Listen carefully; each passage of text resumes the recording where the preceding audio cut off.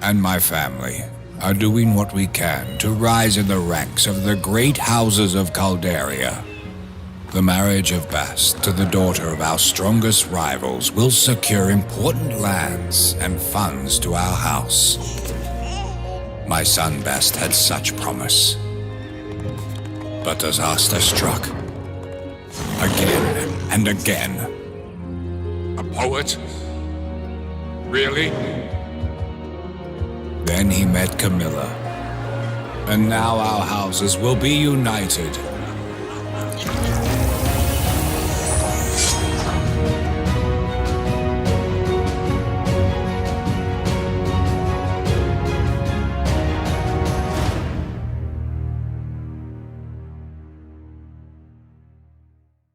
And salutations, dear strategy fans. Welcome to DevTalk An and another DevTalk. Now with Jussi and Great Houses of Calderia. Jussi, who are you and what is Great Houses of Calderia? So I'm the creative director at Resistance Games. I've been 16 years in the game business, and for the last 5 years I finally got to make what I've always wanted to do, which is PC strategy games. And Great Houses of Calderia is the first grand strategy that I'm ever making, of course with a team of 12 people, so not just me. And Great Houses of Calderia is like a family dynasty builder with a strong RPG elements, where you take control of your family, try to raise in the ranks of Calderia, both in the sense of rising in the nobility level and eventually maybe even becoming a king or not emperor, there is an emperor in the game, but king of the Calderia. So we have an emperor that's outside the map who is actually ruling the realm. But yeah, that's in a nutshell. Key element is that your family members, you play the game through them. So they are your tools. So every action you do, you assign your family members to do those tasks, whether it's overseeing production, sending diplomatic delegations, or leading armies. It's always your family members doing that, doing your business. So that's in a nutshell, and I look forward to telling more about it. Amazing. So in other terms, you are creating your family, so to say. And with the family, you raise and decrease in the ranks. At what state do you start with your family? Like, are they like having a little batch of land? Are they landlords? Are they barons? Are they lords? Yeah, that's actually a very good point, because one of the, I would say, unique selling points that we have is that you always only directly control one fiefdom, and you already start with that one fiefdom. You can start as a baron, so at the lowest rank, or if you want, you can start as a count, which is like a one rank higher already, so you have more developed fiefdom. But what we aim to do with the strict only one fiefdom rule is to avoid the kind of increase in micromanagement that many of the other grand strategies face. That the more you control, the more stuff you have to handle, and then it becomes a chore. So then only controlling one was like quite critical design decision at the beginning.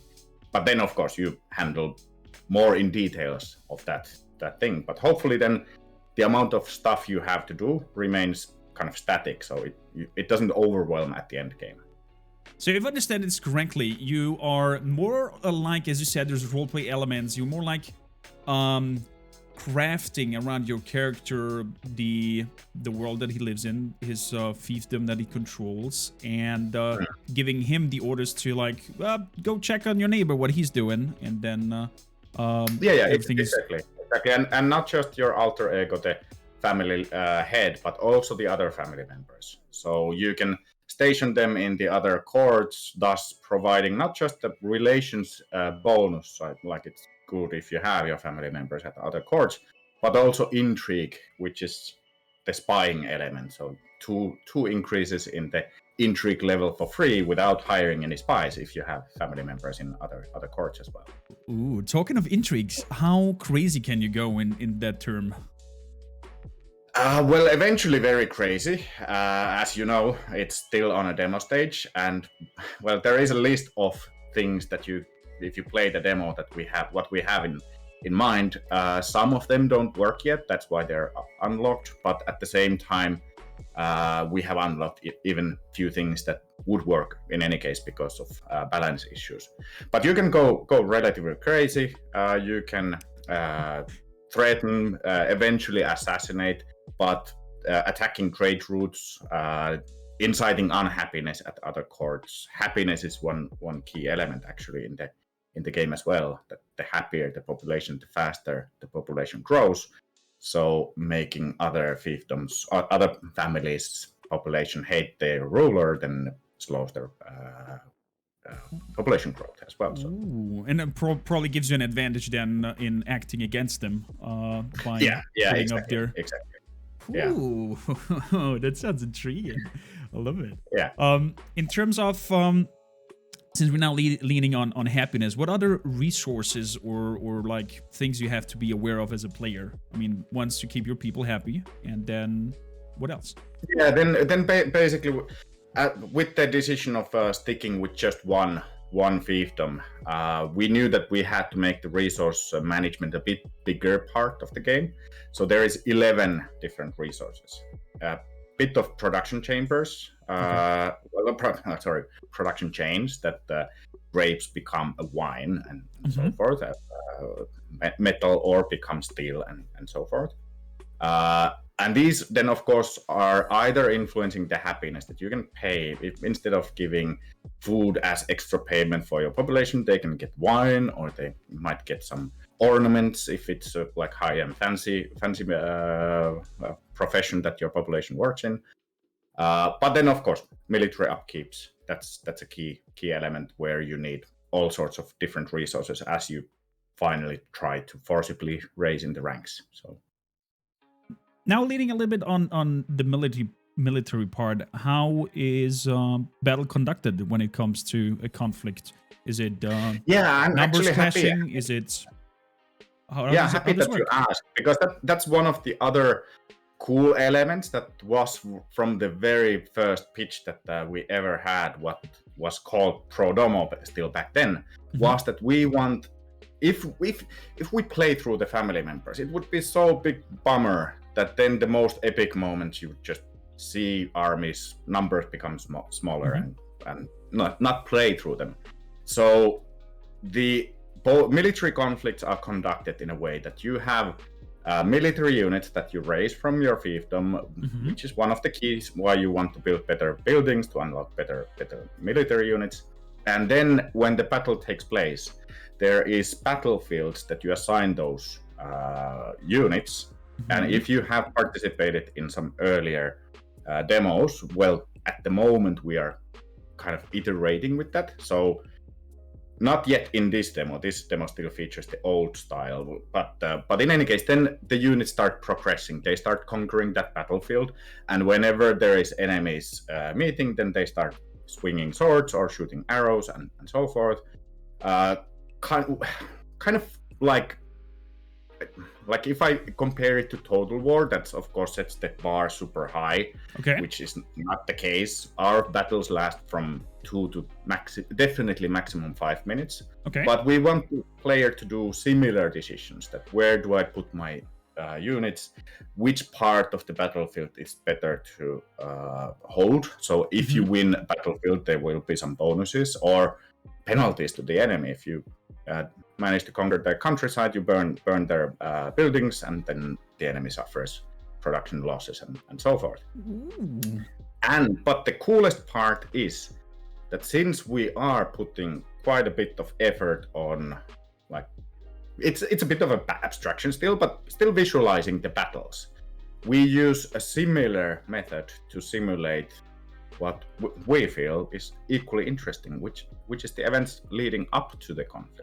So we have also social conflicts where, the units don't swing swords, but they talk like this and try to debate and we win over social conflicts. And they of course hide to more mundane stuff, like, okay, I propose a trade deal, I might make it better in a social conflict.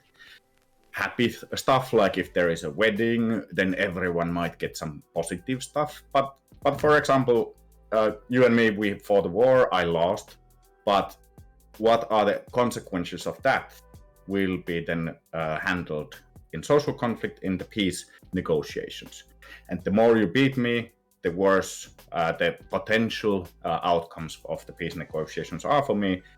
So then I might have to choose that, okay, do I want to become your vassal, or is it better to pay war reparations, or do I want to give you some family members as hostages, and so forth. So, and I can try to avoid some elements by putting a lot of effort on winning some, but then probably lose. I'm just smiling from one ear to another. I love complexity, and I love when there's so much in depth, and like the game feels kind of alive, and now what you tell me, it's like you are in a sense creating your family and just tell your story and lead it wherever you want to go, and it's more of a I would even call it more of an adventure where you're not necessarily just building collecting resources, building armies, send them out like, I don't know, RTS are doing that, for example. So it's more of really telling a story around your family. There's stuff happening before the battle. There's like events that you said that can happen with social bantering between the units that might benefit or even give you and malfunction on the fights because exactly. And these social and military conflicts also tie into like who your family members are. Sure, we have traits that don't have any extra information, but particularly personality traits might unlock special abilities for social conflicts, that if your character is very charming, then they might have extra benefits, or if they are misers, then they might have some other benefits in the social conflict. And of course, similar stuff, that if someone is wrathful, then there is a decapitation move, which will automatically reduce the morale of the opponents if you decide to use that special action. So we can make the role-playing elements a lot stronger, since we make sure that the family members are at the most epic moments there. So paddling back now to the player's perspective, we have a lot of resources that work into chains of production.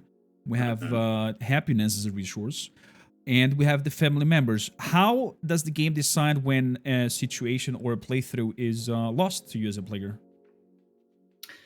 That's excellent question. We actually are pondering, should we even allow a game over state? Like theoretically, of course, if you lose all of your family members, then it is game over state. But we're kind of leaning towards not having a game over state at all. That it will keep on going. That if since the family members, they're resource to you, we have to deal them with as a resource. So then let's say that you have epic war, you keep on sending people to die, and yes, your family members then die. We're leaning towards having cousins appear, so to speak, a bit like in Game of Thrones, which is an inspiration for the game. Then suddenly there is some cousin that we've never heard of joining your family. So then the number of family members isn't as free as it is in some other games where you control family members, but rather we try to realize that they are resources. So the higher your rank is, more likely you have more family members at your disposal. But still the difference isn't like many times more at a higher rank. So kind of tiny bit of cheating there, that the cousins appear, but at the same time, most likely not all children become playable characters either, so that we don't explode the number of people that you have to control or get to control. Gives you as a player at least the chance to, I don't know, experiment a little bit, and don't be afraid that everything that I've just done will just crumble and it's over. Yeah, exactly. That is really good. Since you mentioned inspirations, where did the whole inspirations for the Calderia realm is come from? Is it leans to realistic historical things? Is it complete fantasy? What is the world of Calderia? Yeah. I mean, what we have voiced earlier, clearly Crusader Kings and Game of Thrones, they have been inspiration to us. Renaissance world in particular. That's like we want the world to be more vibrant, more colorful, more hopeful than the kind of depressing or dark medieval times that the none of these. yeah. So even though like one of the early key discussions were that do we want gunpowder to be there, and we decided no, not really, because that would change, that would entail many things. And sure, in Renaissance the gunpowder did make its appearance, so it is like our world is a low fantasy world, so we can like use a bit of fantasy elements here and there, but clearly the Renaissance world is our main inspiration then. That sounds intriguing. I'm curious because I mean there's some games that lean on that time era, but they're not real a lot, and especially in the time of grand strategy, except of I think what it comes to mind right now is Victoria from Paradox. But I'm happy to see that there's a lot of not so explored branches being presented in terms of games and whatnot. Zotra from chat asks, do family members have talents or peers? What does peers mean? I think it means like traits or something like that detect what they are good at. Perks. Yeah, perks. Yeah. Yeah. I mean, all family members will end up at least with 3 personality traits that will influence. Those are the major ones that I think all of them comes with some effects to the conflict resolutions as well. On top of that, then they might earn all sorts of different traits, like becoming a drunkard or losing a finger or something like that. So those are easier to add, and I actually don't remember how many we have, but I think in total what we discussed, what we have currently as traits is around 50, I think, at the moment. But I would have to check, so don't That's quote already me long. on that. Yeah. How long is Calderia already in production? Since we're not talking, how long are you guys producing already and working on Calderia? Last year January we started, so it's been okay time, but not super long. Like grand strategies have some of the most complex games out there. So there are. Do we have an ETA? Like what are the next step plans with Calderia? Yeah. I mean, it will come out as early access game, roughly at the change of the year. I'm not sure if we have updated the status, but well, I hope our publisher won't kill me for saying this. Currently, we're planning on January, but if you are a member of the Discord group, there is founders beta that we will do a month before that. So, I'm actually super cool how amazing you complement and implement the community, especially those who are also supporting the project. It's yeah, I mean, I have to say big thanks for the Fire Squid. They have been absolutely amazing, and myself as a designer, I simply love that even before the game was announced, some of our design decisions, some of our design documents were sent to the public to be evaluated. We've had like private tests way before the announcement of the game, that as long as someone found their way into Fire Squid's Discord, we've discussed quite a bit there. So the community has been part of the development, perhaps more than in any other game that I've been involved, and it's been great. It builds up motivation for the dev team. Sure, it takes some time from us as well. So sometimes when we are not as responsive, that's usually a sign that we have a deadline that we have to work really hard. But as an overall, I think it has given us like a morale and motivational boost quite a lot. That's amazing. I'm always curious to hear also, especially when I have developers on the show, is what is the thing you're most proud of that you have created already now from an year and a half ish kind of time lapse that we have so far in Calderia? Well, the one thing that has worked the longest, like I give a two-pronged answer, like always at like a politician's answer, that not the answer directly that, but or still that I want to mention too. But I think that the resource management we've gotten worked the fastest. So kind of like tying into the early decision, like concept creation decision that you only control one fiefdom. And then there is this relatively complex, at least to develop. I hope we manage to make it not as complex as what is under the hood, that it's easier to use. I think that we have succeeded really well. And the other cool part, which sadly on the demo is still very limited, is indeed the conflict resolution system. I think that's going to be one of the coolest stuff. And then, of course, we have to balance that the game isn't paused too often by having them too much, but definitely, like I'd say now, they are a tiny bit too rare. And the demo features the old style, where there was always the objective, which was a bit too abstract. There was a princess or the tavern keeper who you needed to convince, but that was our abstraction level. It's a bit board game-ish like, so you never got the feeling that I'm now trying to convince this objective slot or objective character of things. So that we have now eradicated, and it's more of taking over the either playfield or battlefield. That sounds intriguing. Oh, I'm excited. I can't wait to hop into it and also show the viewers what Houses of Calderia is all about. In terms of future and such, do you think on working also on additional content once the base game is released? We'll get more, I don't know, maybe... Yeah, I mean, at Resistance Games, all the concepts that we create, the life of an indie developer is that you try to sell stuff, and it's always constant shortage of money. So we design concepts that are easy to expand. So I'm a big lover of DLCs.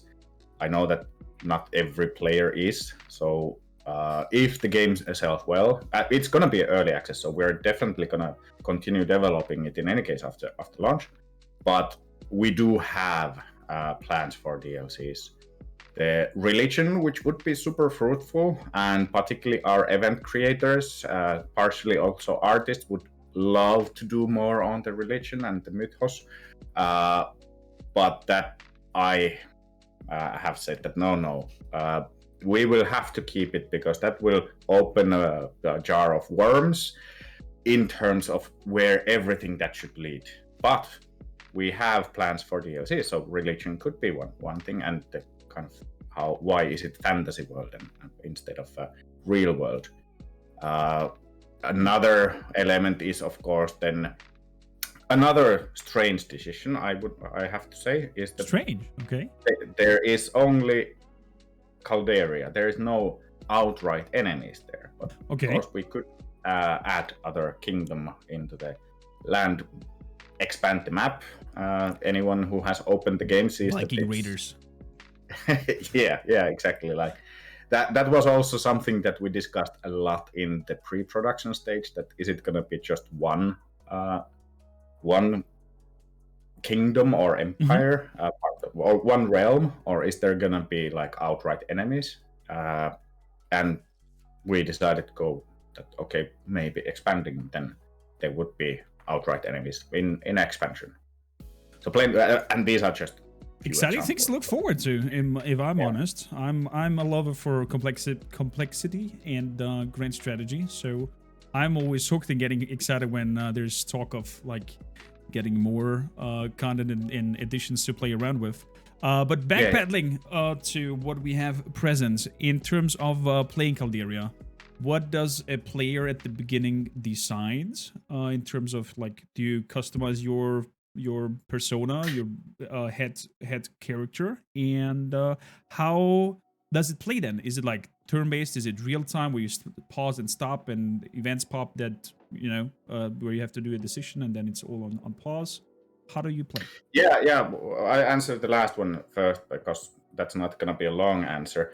The game itself is a real time with a pause, and that's I love turn-based games myself, and I do feel that with turn-based you can control the pacing a lot more because player doesn't need to hurry. You can just after every turn you have stuff to do. So real time provides new challenges. Sure, you can control how fast time goes, but so that not too many stuff happen, but not too few stuff happen. That you have goals that you have in mind. So I think it's extra challenge there. But as a starting point, that's like half of our team is also like why we are in the game business is because of a game called King of Dragon Pass back in the days. I think I know that. Myself included, like that was the moment when I knew that I want to get into games when that came out in 1999. So the very start is clearly hinting towards inspiration from there, but also building up so that you wouldn't start with tabula rasa. So basically, Calderia itself is a colony of the greater empire, but it is a colony where we returned. So there was a exodus from the place, and now we are coming back there.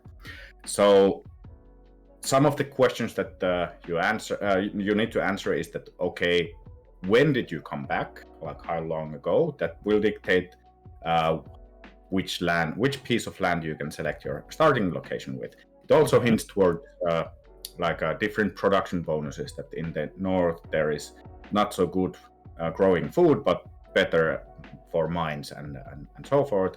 In the west there is plenty of food and plenty of places for to breed horses, and then at the east it's the best food production and so forth.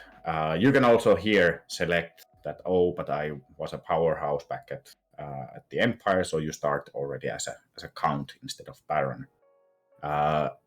Then another thing which sadly will be fully implemented only after early access launch, which we had debated quite a bit, is that what does your family believe in?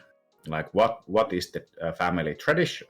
So there is for grand strategy gamers out there, it's a bit like tech tree combined with Stellaris government style. So there is polar opposites that will also dictate that you're going against your tradition if you make decisions.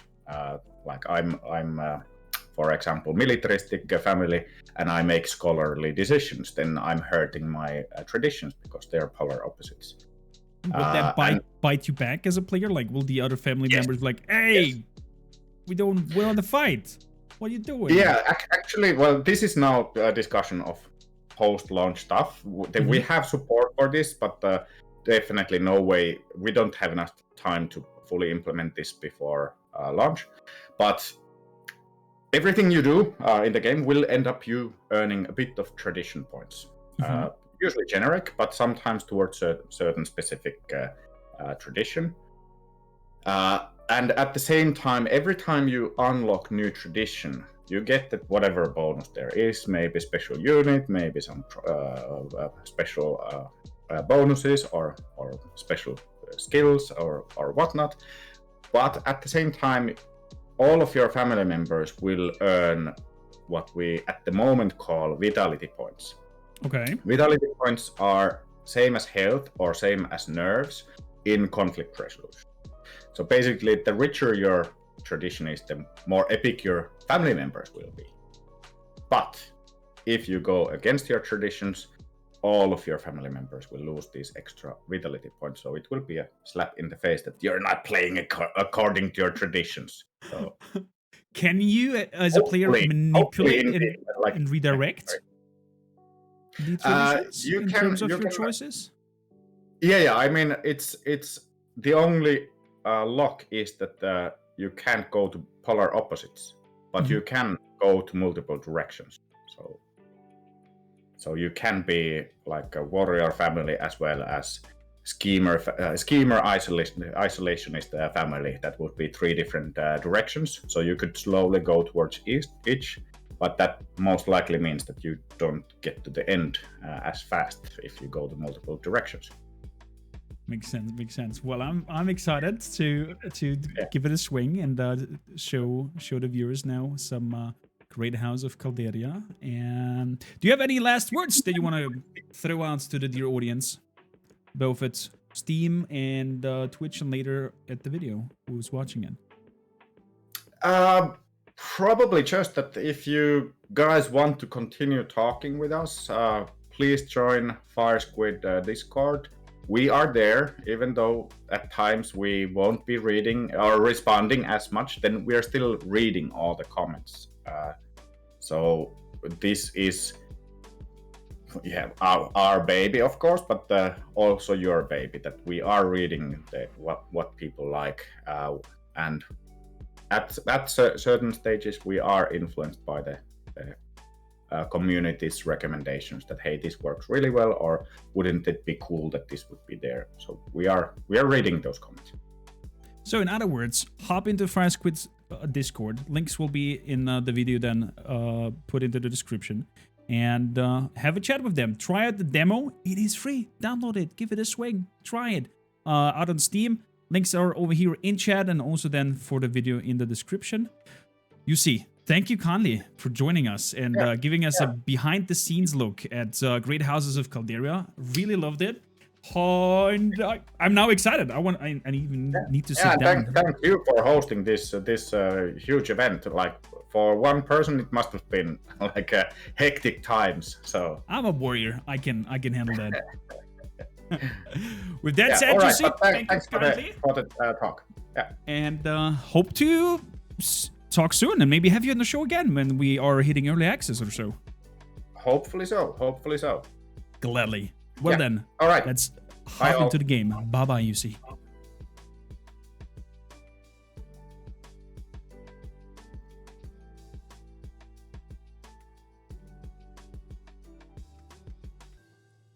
Look at the art style, Chad. It's so good. The Great Houses of Calderia. Welcome in, Anyash. Welcome in, Mouseman. Dingo. Hello. I'm happy that you guys are all loving this. We'll have to see if any of the overlays hiding over something. Let's stop the music and let's bring up the great tunes of the game itself. Ooh. A hammer. A dagger. Candles.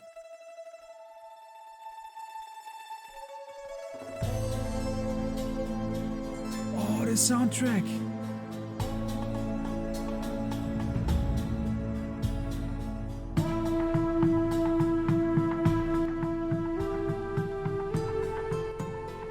Wow. Okay. I see mods over here. Oh, do we get mod support for this? Wow. Man, if people can go crazy and mod and put like reskins of the game. I mean, imagine the system of Landlord's Baroness and Dynasty Manager in, I don't know, in any other settings. Maybe Game of Thrones reskin. We're working with the mechanics of Great Houses of Calderia. But let's not talk about future crazy stuff. Let's hop really quickly into the settings. Max FPS is put on 60, so everything should be fine on your side. Let me know if anything, I don't know, lags or is not showing correctly. In terms of audio, everything is on max. Beautiful. Let's hop into it. New game.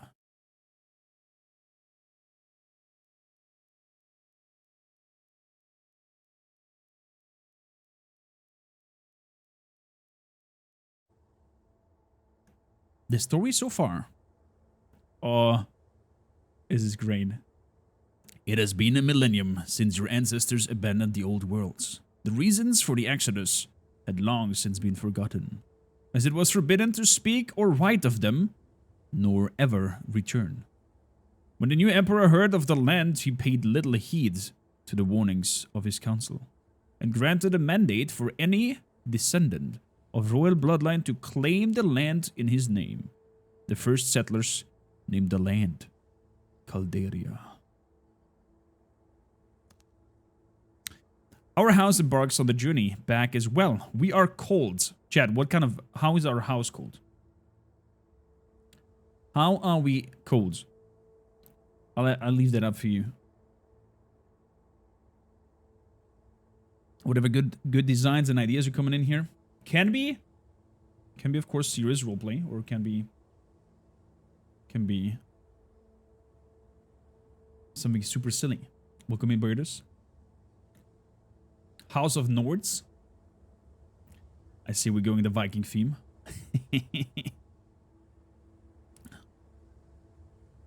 House of Nords. Let's call it House of Nords. Continue. House origin. In these lands of Calderia, we are known that we were among the first to arrive near the Emperor's lands in the east. High population, crops bonus. We are early to arrive, landed in the south near Eremeta, home of the Mephimacians. We're a major house in the Empire. Came late and settled in the mountain of the north. I think we're gonna go for the north, right? Since we're playing the Nords. Came late and settled a bit further away in the west. Varied bonuses and penalties. High iron and material production. Let's go up into the north. Choose a starting location. Ooh, all of this. Oh, this looks good. Nice zoom in, zoom out. Okay, Chad, what do we have here to start? We have Alberon with access to some water. We have, let's see here. Workers 6, buildings 9, crops minus 50, grapes plus 25%, horses minus 25, materials plus 25, meat and hides and metal ore are up. I wonder, is it the same bonus? No, it's a different bonus. So over here we have material, metal ore, plus 40. Meat and hides, a little bit less, but therefore no melee on horse breeding. We have 11 buildings and 8 workers. So Baron looks okay so far. What do we have here? 7 workers, 10 buildings, horses minus 40% even. But here's no crops minus going on. Other than meat and hides are minus 25. So not a lot of wildlife. Need a valley near water and mountain. Oh, valley of plenty. Ooh. I think this looks good because we have a little port over here as well and have access maybe to some, you know, port trades, if that is a thing. We'll see. Over here we could also have access to water and are super mountainy. And there is 1, 2, 3 access points where people can come to us. Over here we have 1, 2, 3 as well. Let's check this out. Low starting population. Workers. This is the first one that has low starting population, if I'm not mistaken. Yeah. It's because it's up in the mountains. Workers, buildings, crops minus 10, horses minus, material up, meat and hides up, metal ore up. This sounds also intriguing, but I'm not really liking the lower start of population. And up here, unique bonus to winemaking. Chad, are we winemakers? I mean, we should be mead makers and make mead, but I'm not sure if that is an access.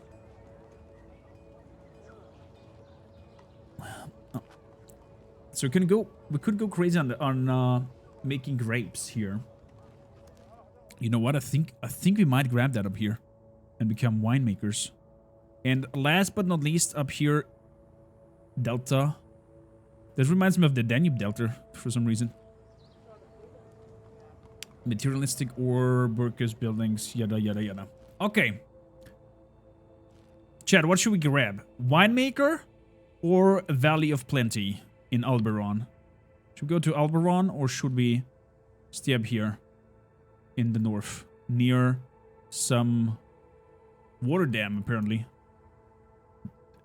Imagine you could sabotage the dam and just flood the region. Wine? You're such a bunch of drunkards. The wine it is. Choose started location. They named it. How shall we name it, Chad? Relatively flat highlands make this region particularly good place to grow and make ice wine. Ooh, ice wine is super sweet. For those who don't know, when you cultivate wine and you let the first frost hit over it and then collect it, the wine that you produce is just so sweet. We should name it Vino. Vino it is. Vino. Vine, metal ore. Okay, so meat and hides and horses are something that's not doing so good here, and we should focus on grapes making. Next. More than that, at the arrival, what matters in the values of each house beliefs? From the beginning, we wanted to make sure we are known as warriors, peacemakers, schemers, isolationists, scholars, or idealists. What are we, Chad? Better units. All family members in military conflict have a +10 on the attack skill. Peacemaker, faster population growth. Your fiefdom requires less population growth to gain a new worker. Schemers, your intrigue level is always minimum of 1. Isolationists. Start tradition. Your safety level is higher. This means you can spend less workers' time to keep safety up. Scholars. Your building upgrades require less resources to be built. Or idealists. Your workers require less happiness resource as payment.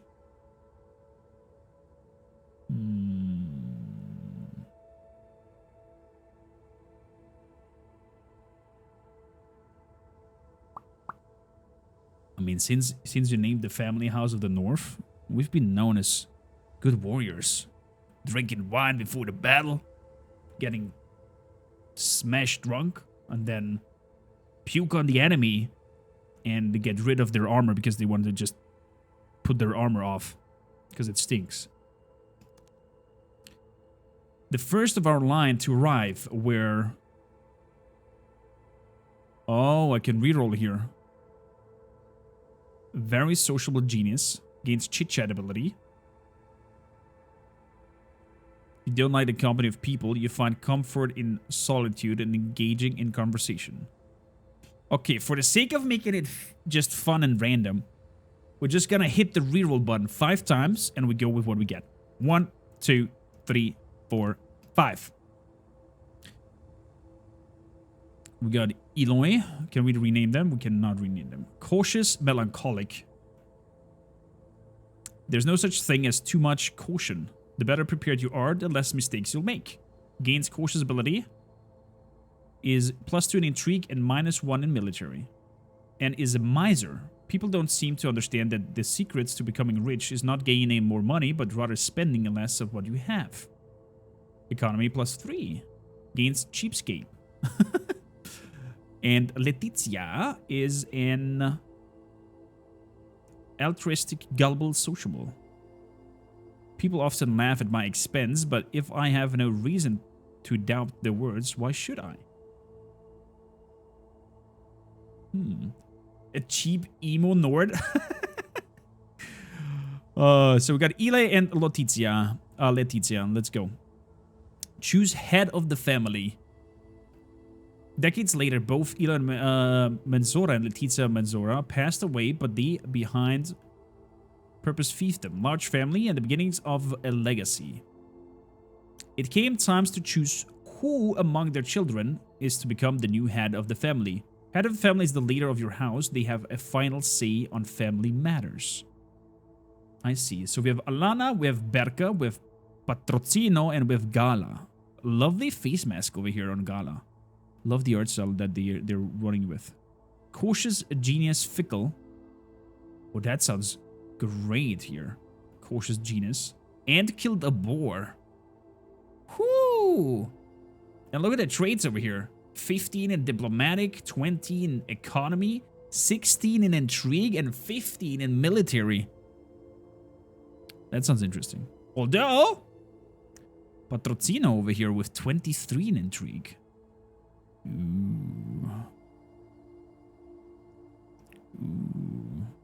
Now we're gonna go with Alana. She killed the boar. She made herself worthy of leading the House of the North by strangling the boar with her bare hands.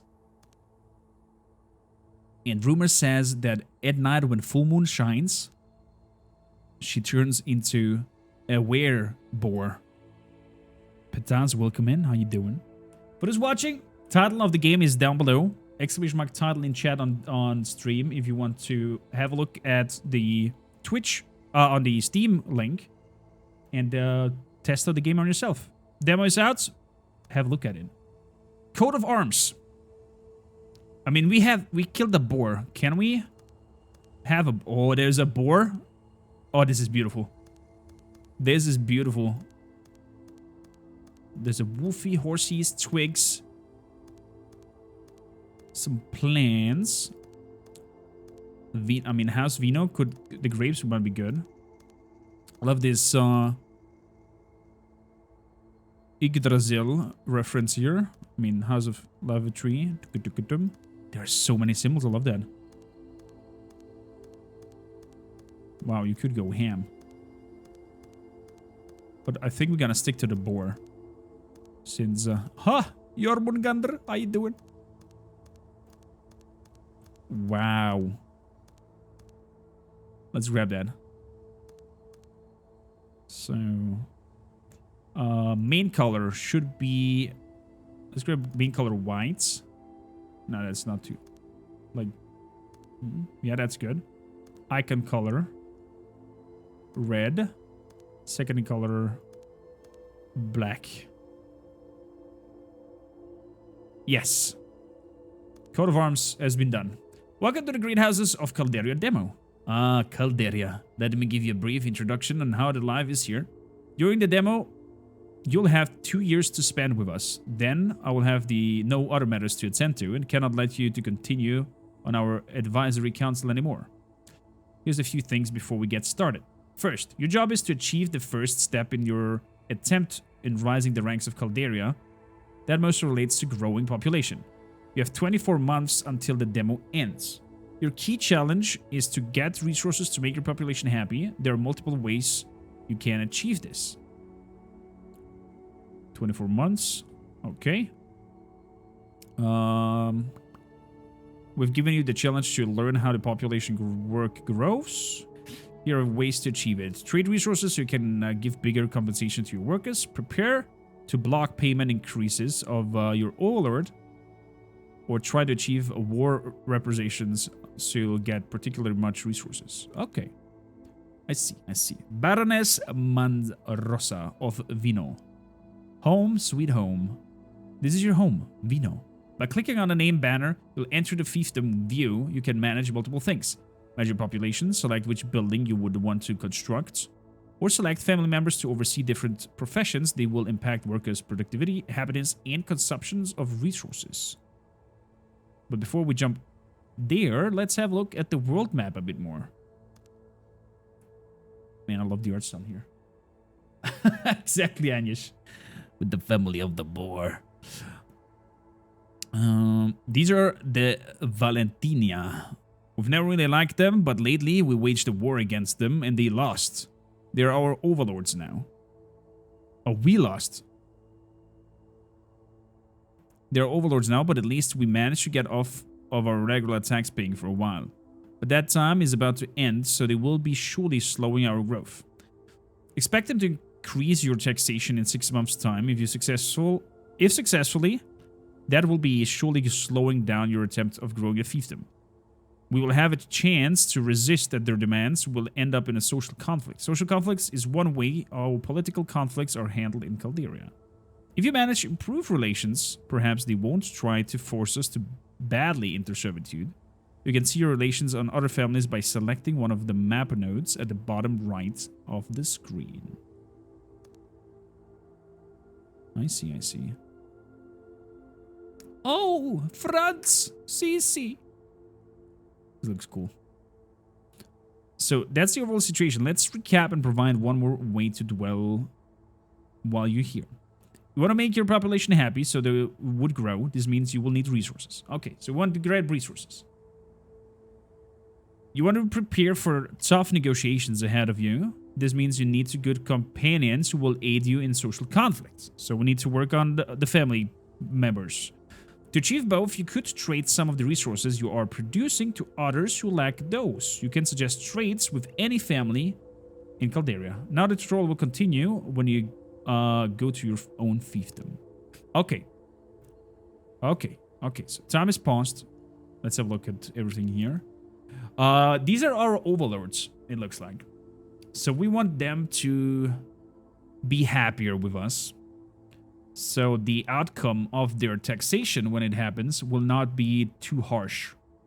That's interesting. Mandatory request, how you doing? Thank you kindly for popping in and raising your shield. I've seen you doing great things for Gloomhaven. Very, very happy for that. You deserve that spot over there.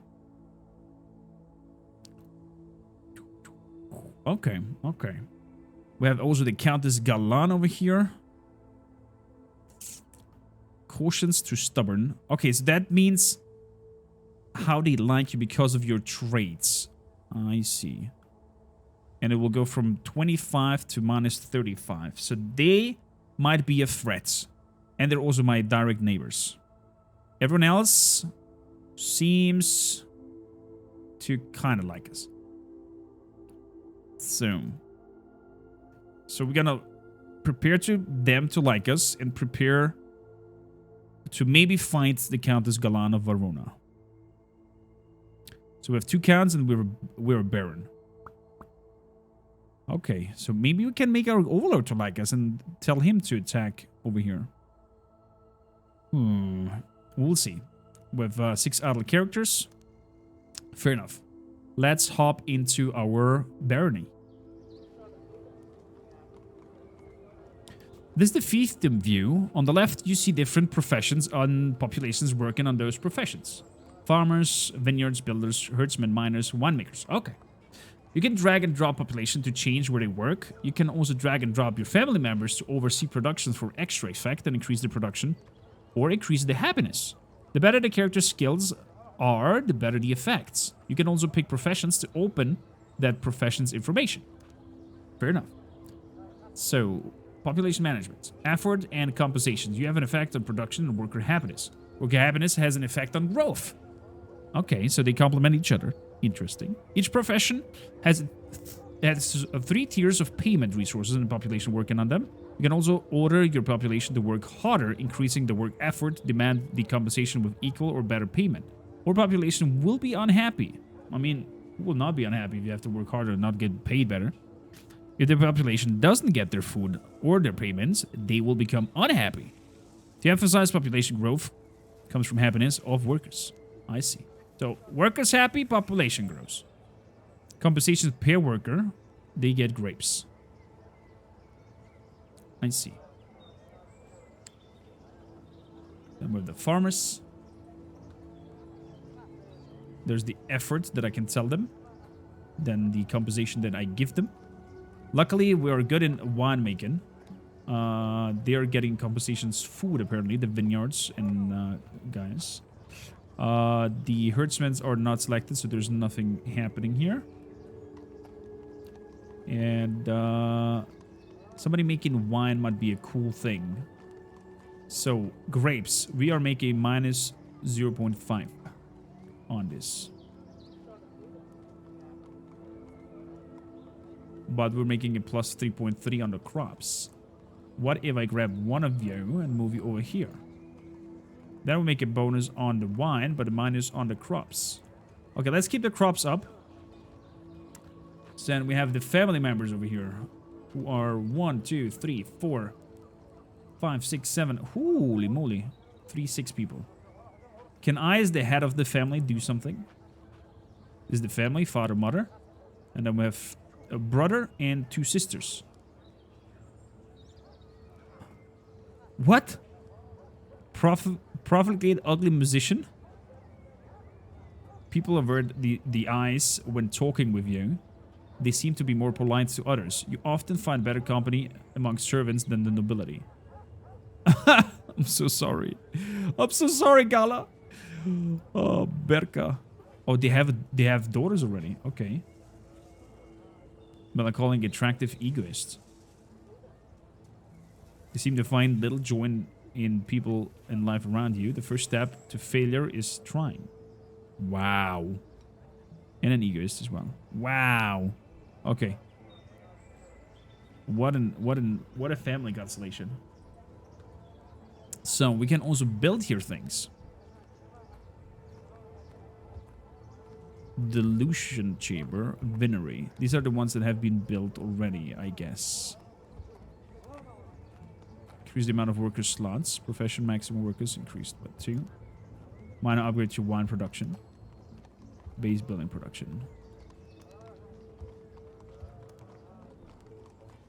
Okay. So, housing levels. Can't build. Resources 150. Sawmills 3. 200. Do I need to build her to be here and maintain? I don't know. Materials. Okay, he creates materials. I see. Good. Good.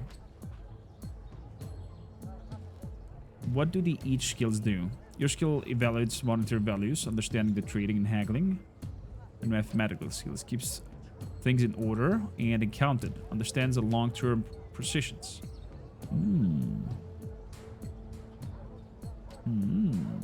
Diplomacy.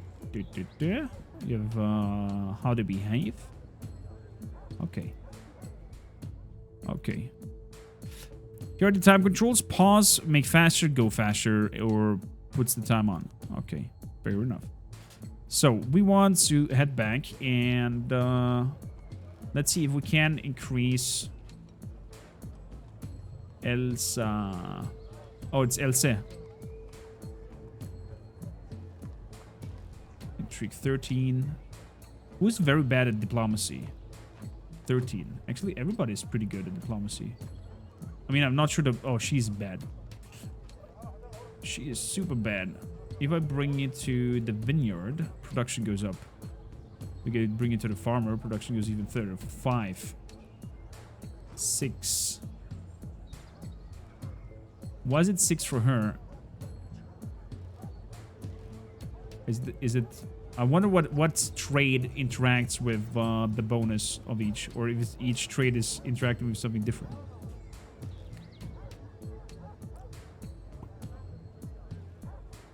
So that brings 5. She brings 6.8, 6.8, 6.6, 5.3, 5.3.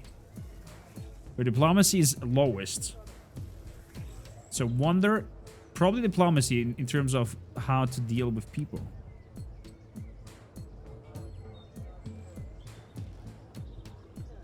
Okay. So you gotta go, please, to the farmers. Then somebody who's super high at trade will go to the Borg for increased money. 8, 9, 11, 8, 15. Okay, never mind. You're gonna work on the money.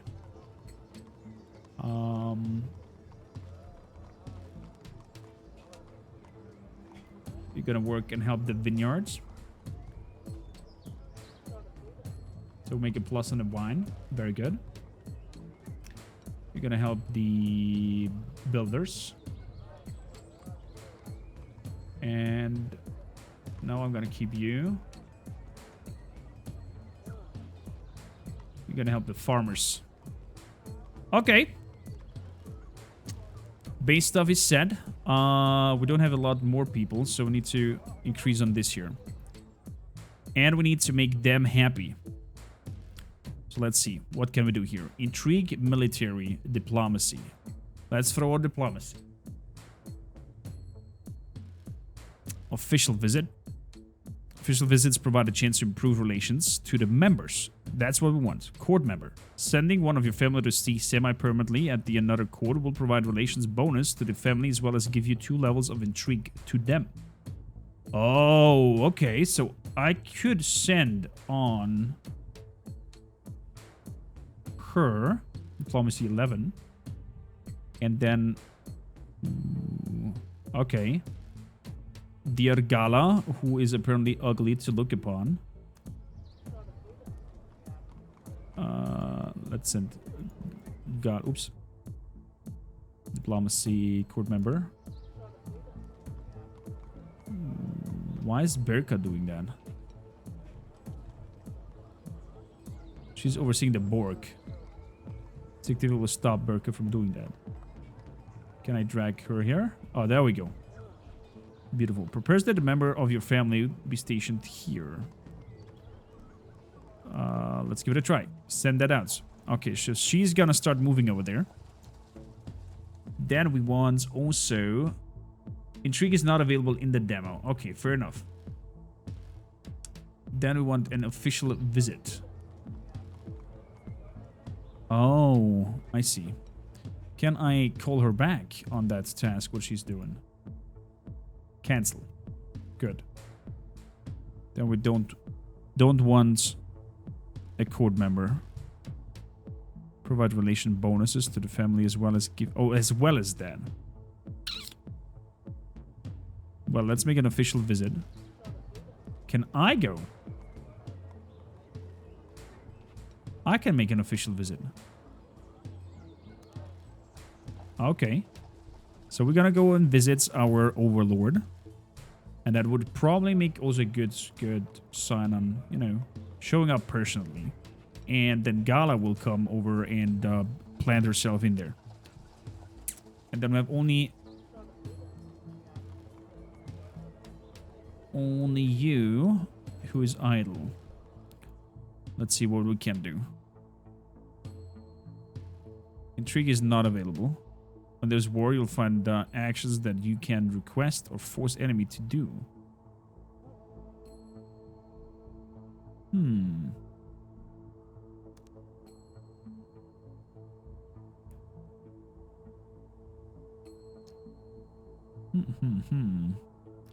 Well, let's keep it for now. Patriozzo. Vineyard and everything is causing happiness. Let's see. In terms of trade. Oh, I can... Oh, I have to send the member over to do the trading. Dude, this is cool.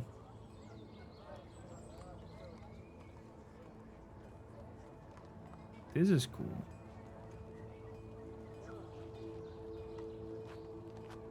I wonder if there's then an overlay to see what the...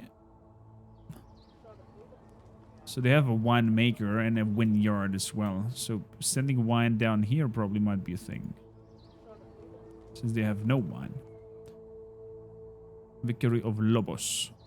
So let's send him over with some wine. Yeah, 10 units of wine. And where's the least value that he have? Give me just gold for that.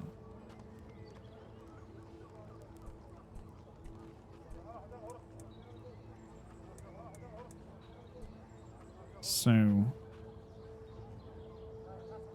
6-day trip.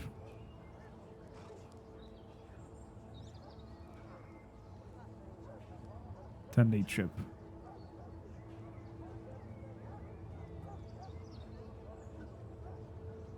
One day trip?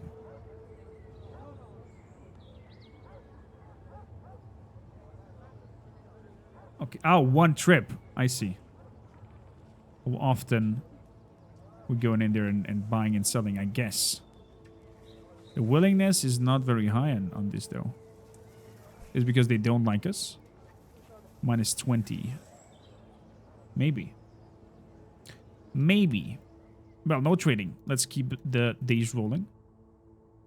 There we go. We're moving out.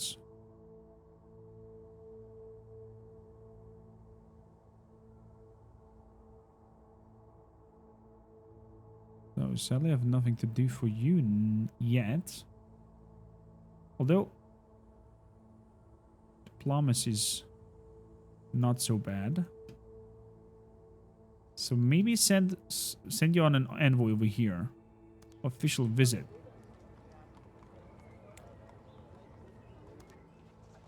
Send you out. Good. Let's keep moving. We're nearly arriving at Count Valentinia.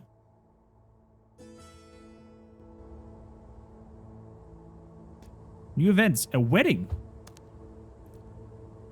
Zeno Traviosoni is organizing a wedding between Accellini Traviosoni and Ryan Aviet in a road. You may attend if you will. This is a placeholder event by program. Yeah, it's okay. In road. Where is that? Or is it just a placeholder in general to see that there's a wedding going on? Valentina family has decided that Gala needs to leave Stanti.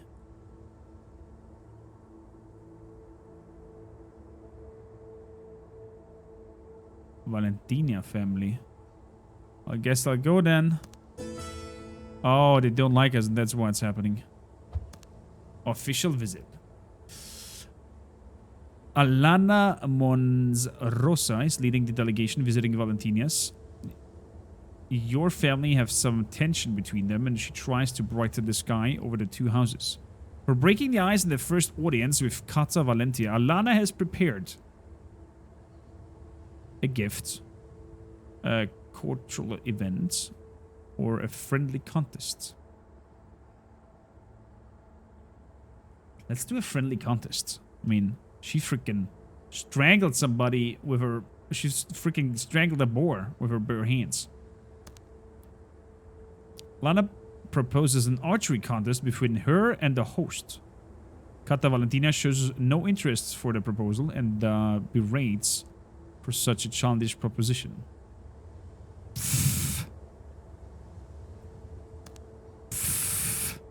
Oh my gods! Building bonds. Patrozzino and... Oh, building bonds. There we go. Patrozzoni gets a letter from Edolona Lobos that she would like to visit. Patrozzoni thinks this would be a perfect opportunity to build bonds. How would Patrozzoni proceed to that? Should he lavish Edolona with gifts, challenge her with an all-night partying, or just spend some quality time together? Ooh. By the best paths you can afford, take Edolona to the tavern in the town. She's stubborn. She's a wrathful profligate. Wealth is meant to be spent, and they only have problem with run-outs. Share to friends as well if they can't afford. So she likes to spend money. Then I would say let's go to the tavern. Maybe she pays everything. Edolona dances all night wildly, teaching Patrozzino a few more moves. Patrozzino is getting military +1. Ooh, look at that. Look at that. Is he staying there or is he coming back? Oh, that was on the road. Let's see. Hit the road, Jack. Don't you come back. Official visit. When arriving at Mostemo de Calderia, Salvaia Lobos asked Patrozzino to give a speech about life and politics in Vino. The request is polite, but obviously she's touting for useful information. How should Patrozzino answer the request without causing a diplomatic conflict?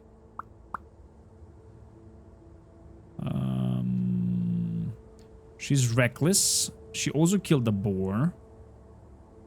Speak openly, be vague. Come up with a story and half-truths. Just be vague. Instead of just talking about Vino, Patrizano discusses recent events in Caldera. He manages to make it so interesting that everyone starts talking about politics, and Salvia Lobo's original request is forgotten. Family relations towards the Monrosa. +5 from the Lobos. Yes! We pulled it off. We pulled it off. So they like us more, but it's still declining. Oh man, I think keeping that up might be probably difficult. So, Gala, my good Gala. What do I do with you? I'm gonna send official visits over here. -52, holy moly. -57. Let's get over there. And let's keep sending.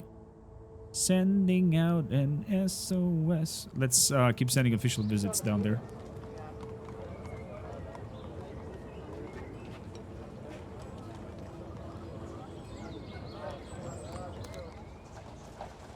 Good. Nearly a new population. Overseer. While overseeing builders, Tiperion Monstroa has observed many harmful habits blooming amongst the workers. Many days end with unfinished labor and the wares are handled poorly. He thinks these unnecessary losses could be avoided and something must be done. I won't pay for day half done. Builders, yield has changed by 5% for 90 days. Austerity, overseer managed to decrease the payment of workers. Ooh, that means increase in money. Yeah, now we have 1.1 instead of just 1.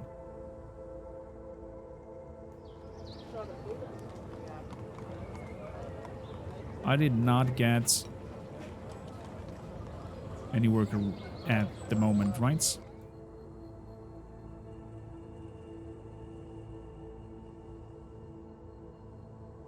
Let's keep going. Let's have a look quickly in town. In terms of building.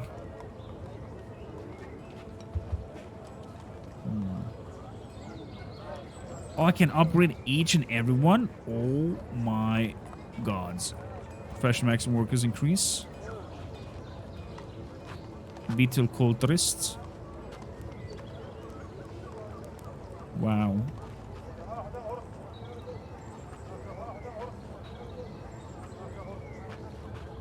That's great. What are the requirements for building this? I wonder. Vine grapes must be higher in production. Or I have to build vine grapes. I see. Grapes plus 15. Yes, we want wine grapes. I'm gonna focus on that. That means also that I probably could grab one of the farmers and put him into building. 1.8. Perfect.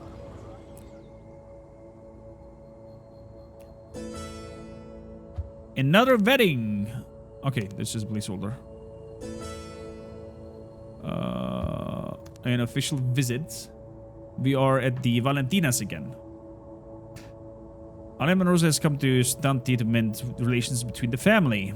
Amir Valentina receives her courteously, but clearly distrustful. How can Alana win Valentina's trust? He's skeptic and an egoist. He's creative. Anything but an inspiration of art.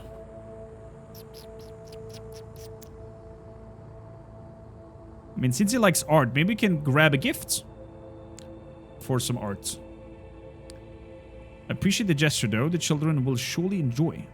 Buy some rare, expensive fruits from the market. Only learn that Amir doesn't like them. But still, he appreciates the gesture, and our relationship goes up a little bit. Look at that. We're not on 100 anymore. We're now down on 50. Patrizzoni, Bidaloni. Let's send. We're gonna bombard them with people coming over. I'm gonna bombard him with people coming over. Send him.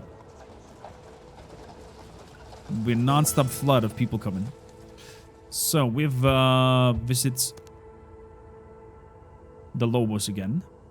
So Villa Lobos is pleased with Gala's visit. To honor her arrival, she arranges a feast. During the evening, Gala is encouraged to give a speech without warning. She decides to address a toast. I mean, since it's a feast, let's just toast to her generosity. Thank you for the feast. Is pleased by Gala's words, and the feast goes on orderly fashion. However, she doesn't pay any particular attention to their guests. But still, plus 15 likeness. Well, look at that. They like us now, and apparently now the thing starts to grow. So it's going from 20 to 27. At least that's how I understand this here. While overseeing farmers, Elsa makes a worrying observation. Many of the workers bring assistants like siblings or children on site without any notification. A saboteur or spy could walk in unnoticed any day.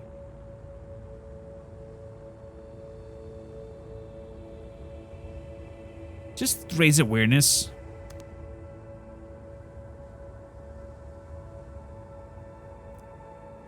Elsa gives a heartfelt speech to workers about the safety of the fiefdom and hazards of random laborers. The message is taken mostly favorably, but some muttering about fear-mongering and panicking for nothing can be heard. I mean, safety increases, but the productions for the farmers are minus 10%. Oh, that's okay. We're still in the plus. A wedding. We have nearly enough production to upgrade our vineyards, don't we? Wine grapes. We have 200 building thingies and 500 golds. Let's build that. 76 days. While this is under building, does that mean they are not able to produce anything? If I take him out and put him into the builders. Yeah, so it's under production, so we're losing grapes. Okay, fair enough, but I freed her, Naya, and Naya has 16 diplomacy. So Naya can be sent over to even increase our diplomacy even further.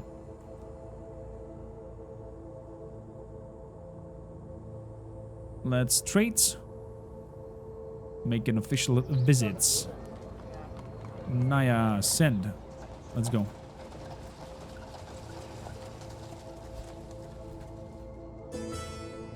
Building bonds. Naya gets a letter from Almariel. Where is she? They would like to come for a visit, Anne. Naya thinks this would be the perfect opportunity to build bonds. Okay, should we lavish Satana with gift, challenge him with an all-night party, or just spend some time? He's a bridge builder, and he's modest. Well, let's go for a beautiful midnight walk in the garden. Naya respects towards Saturnili, and Saturnili's respect towards Naya. They appreciate the time spent together talking about life. He understands Naya better. Cute. Oh, an official visit at the Valentinias. So, let's begin to mend the relations between receiving and cautiously, but clearly distrustful. How can we win their trust? Swordmanship. Share news from home.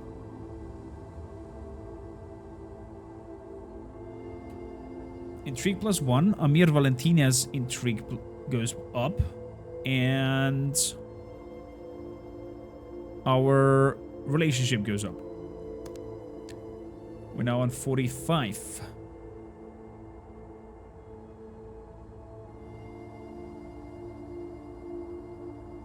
Now we can try to send over here some selling. 15. Official visit. Naya's at the Valentinas again.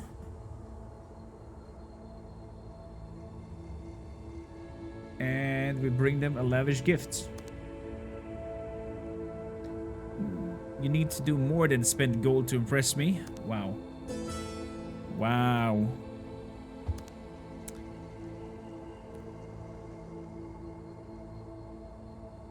Also being the Borg makes me worrying on observation. Everybody brings in their children. Put a sanction. They're not allowed to come to the Borg with the kids. Overseer might manage to decrease the payments. The maintenance skill that influences diplomacy. The minor skills that influence this economy. It's changed by 10% for 120. Oh, we get more of that. Interesting. Gala is free. Gala, are you good at trading? 11. But I'm good at trading, 12. So let's trade. I'm gonna go over there myself. It's gonna be one trip. We want to sell you some food. And I would like some gold for that.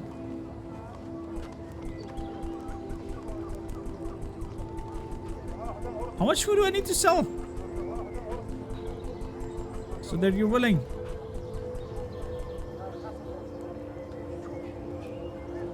1 coin. 1,000 food.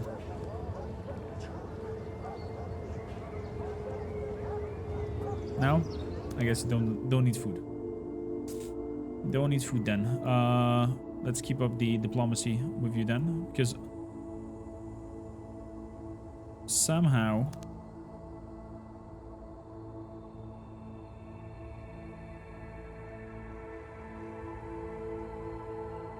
cannot make a noble visit. Interesting. Military conspire, declare war. Which is not implemented yet. Okay, fair enough. Just tank your build time by moving the person.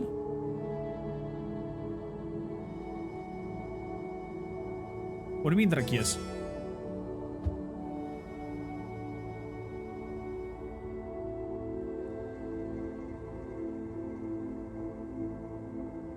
Oh, we're not having any wine.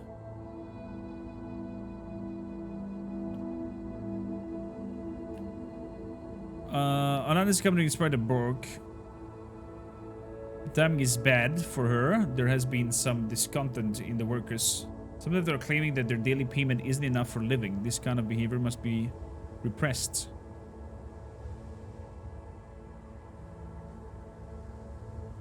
Threaten the cut.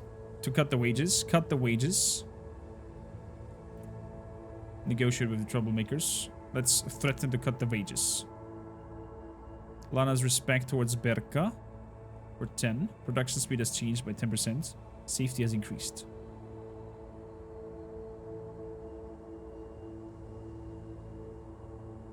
It went from 60 to 1,000. Oh. Oh. What is happening here?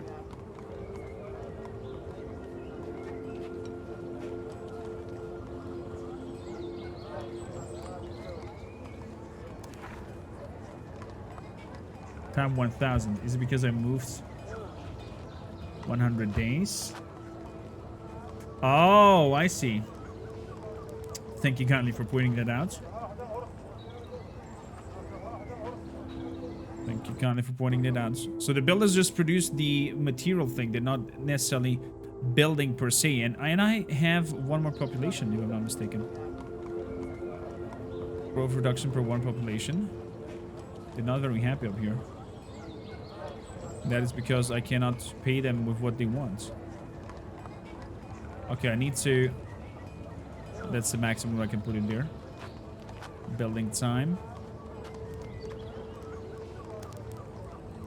Intense. Gotta increase their Production halted due to upgrades. Let's make it brisk. That lowers me 10 days here. This game reminds me of Romance of the Three Kingdoms. Oh, that's an interesting comparison. Idle characters with 3. Good.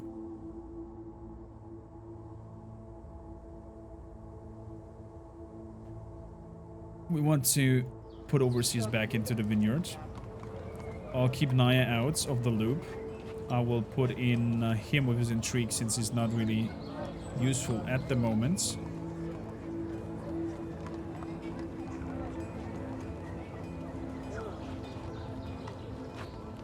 That lowered it even for 2 more days. So I'm gonna keep on visiting them. Diplomacy official visit. I'm gonna go myself. And then we have Gala. I'm gonna keep visiting the Lobos, which is not allowed to go. We're not allowed to go to the Lobos anymore. A vetting placeholder. Interesting. Okay. Let's go to this Duke then. Official visits. St. Gala. And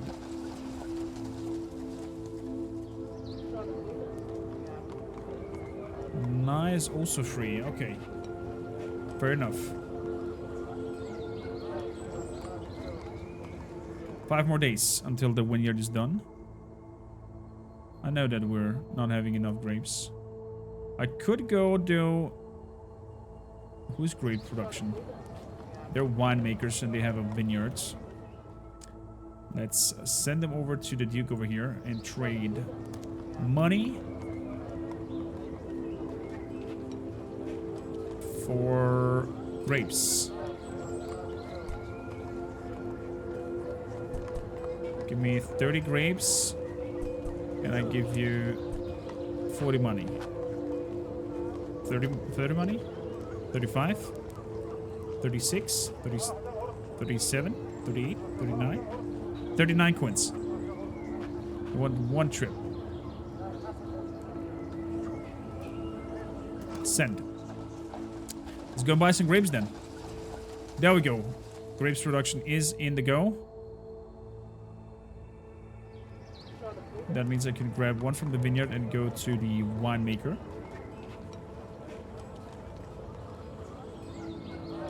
And that means we are producing wine now. Beautiful. Beautiful. Negotiation leads to conflict. Ooh. You treat delegations arrives to Girolva. Your delegation is led by Naya, and Bardo welcomes her. After pleasantries have been exchanged, it becomes clear that the different parties have different ideas how the deal should go, but both are ready to follow up on the original offer. Negotiation follow. Choose your companions. Confidant. Good against military. Good against diplomacy. Good against intrigue. Oh. Damn, I did not pay attention what kind of skills she has. But since we are making a deal of trade, let's bring an accountant with me. Oh, I bring all 3 of them with me. Okay. And now starts a social conflict. That was one of the mechanics that we talked about prior in the interview with UC. Pay 10% less, receive 10% more resources. Start the social conflict. Okay. Drag and drop units. Move the companions to the playfield by dragging them. Neutral, weak against, good against. The arrow indicates the areas which companions perform well against, which and who will lose their arguments against whom. After initial placements, you can move your companions to other slots. In reserve, the units will rest and regain their social stamina. Okay, objective. Units connected with the objective will try to win the argument. So that is the argument. That is interesting. So there's a social conflict happening, and there's now a mini-game that determines of whether you're gonna succeed against it or not. This is my area. This is the enemy area. Economy area. Good against diplomacy.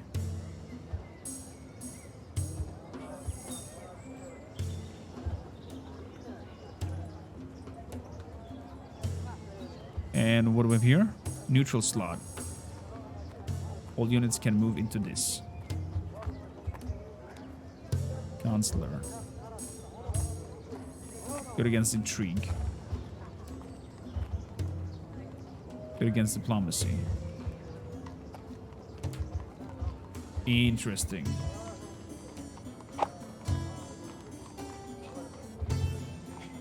Reserve slots, units heal here.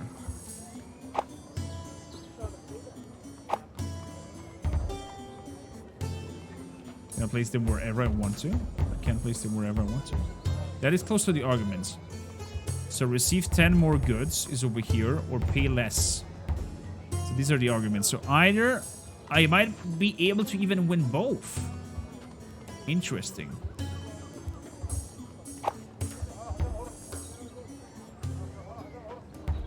Interesting. So you're gonna move everything on there. So he is good against diplomacy, and he's good against intrigue. And we have over here somebody who's good against diplomacy.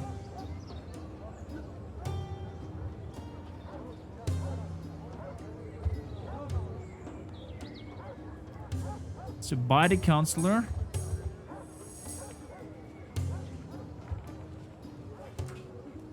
Swindle around over here.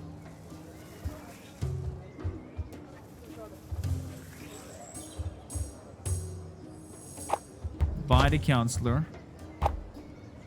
What actually shows me with bonuses and whatnot. That's cool.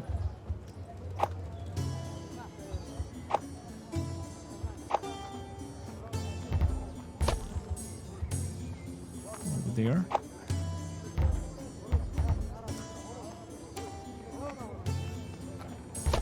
Over there. Wait, did I choose just one? Drug your units. Oh no, I did. All of them.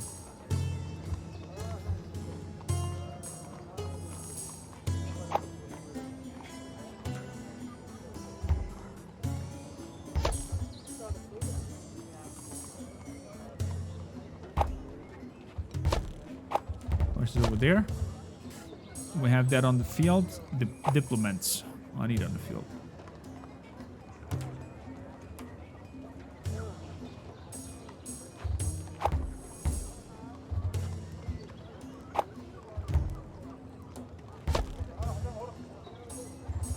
Two, four. Okay, ready.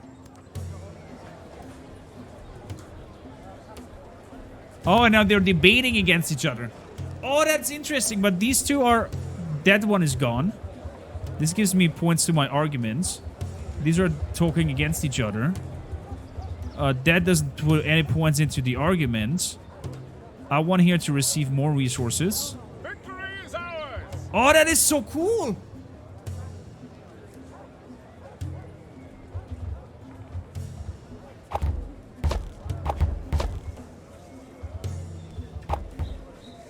And I cannot change the slot over there. I've won the argument over there. And now I'm putting him back. And now I get starting. And I can put them back again. Oh! Yes! Oh, I want to... I pay less and I receive more resources because I played the social game now. Oh, that is so intriguing. That is an interesting approach on having diplomacy working out. You didn't understand that? Okay, let me re-explain here. You have here the golden bar. That is the objective, right? So that's if you put a token over here, and there is no enemy token adjacent to you. So let's go on this left side to explain it. So if my token has non-enemy adjacents, I will put in points into winning the competition, right? Into winning the arguments. If I have a neighbor, they will start arguing against each other, and no points will go towards this here. And you have this life bar, per se, that when the life bar hits 0, your token will be removed back here, where they will regenerate, and then you can place them back in.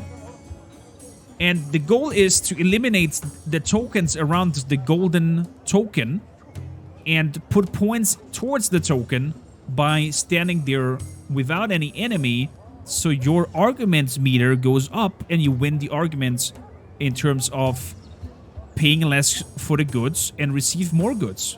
And I won both arguments. So my initial trade, where I would spend 39 coins for 40 grapes, is now even better because I get to pay less for the goods and I get even more goods for that. So, hell yeah, that was cool. That was cool. I don't think I've seen such an event or mini game for diplomacy so far. So we are visiting the Ovale. Oh yeah, that's the. Is that not the count over here or the duke? Oh, I can't see that right now.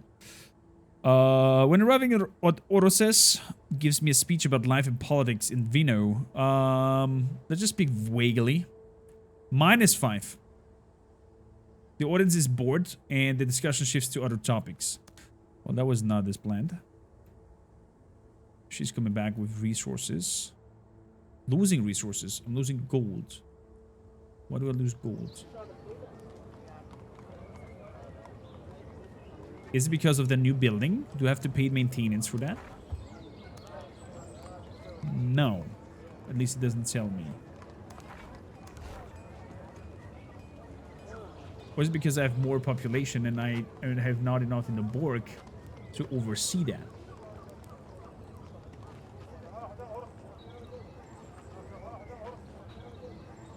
So I'm making wine now. Can I give people wine? I can give people wine as a production. And I could bring one more away from the vineyard into the winemaker.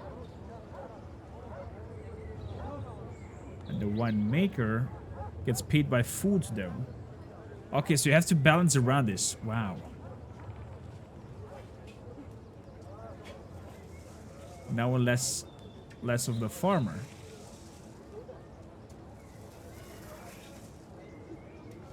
So let's bring you up. But these fellas up here drink wine. But I could tell them to eat the grapes. But that is not enough on the grapes. Oh, are you kidding me?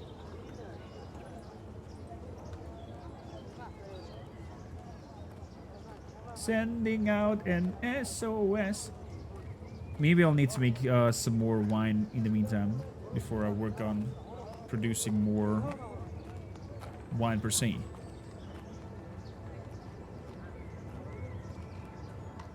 What happens if I give them wine? Their happiness goes up and the city growth goes up. Yeah, let's give them wine for a while. Sending out an SOS. Now we give them these things. Okay, so that precisely makes them happier the more I give them in terms of these. Okay. Interesting. So if I make them happier, they will work better. And, okay. Fair enough. And the population growth goes up as well. If I give the farmers some wine, that will increase my output as well. If I give them wine now,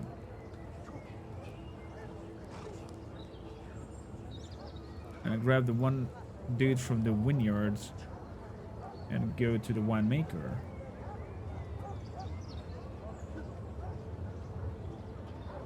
Okay, and grab one dude from the farmers, put it from the winemaker. No, that's a minus because they eat food.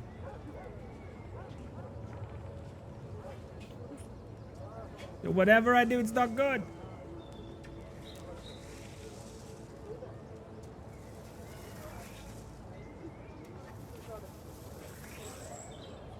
Let's put them into the builders. They eat food.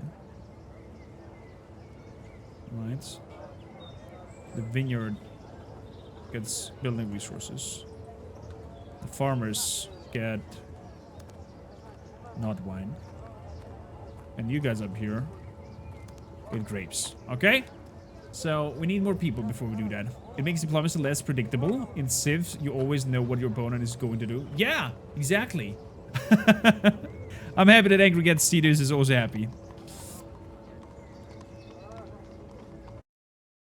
about that. So, let me quickly have a look. Oh, I just see. We're 10 past. Thank you, Gandhi. Do we have a time to talk or a little break before going live? No, we're gonna talk right away. Thanks, everybody, for joining in on Houses of Calderia. I was way absorbed here with what is going on. I can't wait to see more. And go check out the demo. Links will be all in the description and in the title. Thanks kindly for joining in.